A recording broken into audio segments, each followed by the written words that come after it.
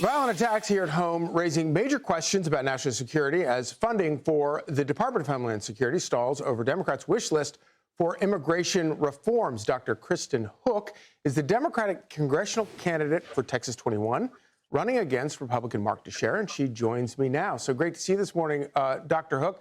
I've always felt Good morning, Charlie. We need more doctors in Congress because they tend to be more sensible and patient-oriented. Why are you running for Congress? So I'm actually a scientist with a PhD in animal behavior, not a medical doctor, but well prepared to handle Congress. But most importantly, I'm a working class Texan, and I'm running to fight for working families like my own here in my district. So, obviously, that DHS has not been funded for several weeks now, even as we've seen some of these terrorist attacks occur across the country.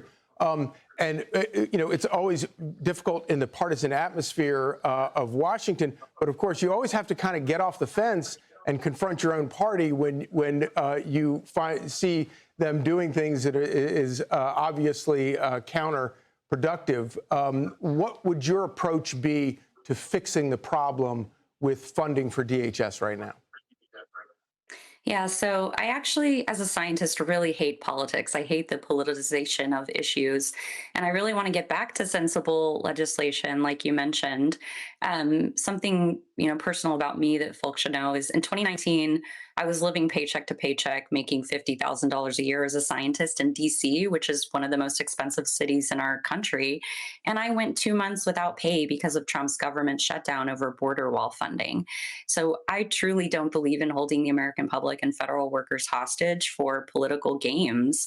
But Americans do feel betrayed by Donald Trump and overwhelmingly disapprove of his immigration tactics. And they see ICE for the disaster that it is. And my district overwhelmingly voted for Trump in 2024 because they believed him when he campaigned on making our communities more safe. But this past year, he's done just the opposite. So I think that polling probably does not support what you're saying right there. But let me ask you about this. Do you support open borders and do you support sanctuary cities, for example, which is supported by a lot of members of your party? So I'm not familiar with folks who support quote unquote open borders. Well, Joe Biden, for example, the president. Did you stand up against President Joe Biden who opened up the borders? I understand that immigrants bring a lot of benefits to our communities. And there are folks in my district who are small business owners in the construction industry who are deeply reeling from the economic harms that these immigration policies have caused. But don't you believe that they should come here legally and obey the laws?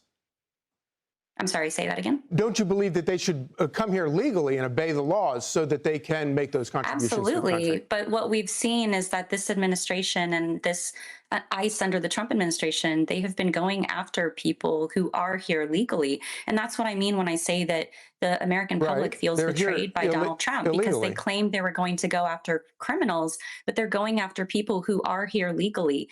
They're going after people who are showing up at their court hearings to make sure that they are abiding by our laws. So, let me just ask you this one quick question. People should Would be here you legally. vote to reopen the Department of Homeland Security to fund TSA agents who are working right now? Would you vote to do that? Right now, what we have is an agency that needs to be held accountable. And the majority of Americans also believe that.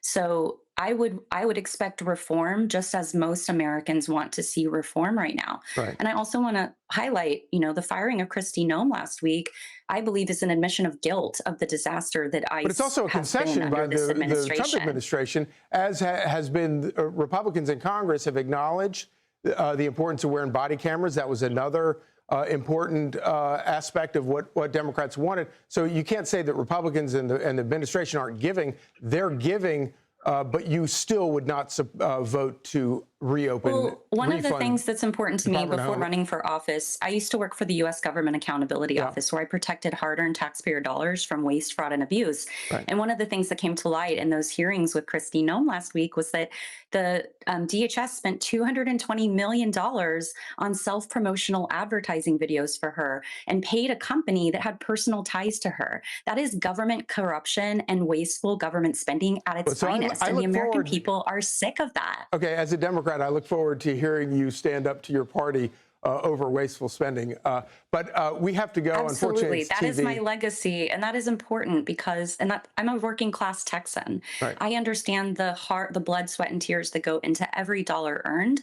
And I believe that our leaders should be good stewards of our taxpayer dollars. That is deeply important to me enough that's, yes. Dr. Hook, thank you for joining us. Thank you so much. Appreciate your time. Yes, indeed. I'm Steve Ducey. I'm Brian Kilmeade. And I'm Ainsley Earhart. And click here to subscribe to the Fox News YouTube page to catch our hottest interviews and most compelling analysis.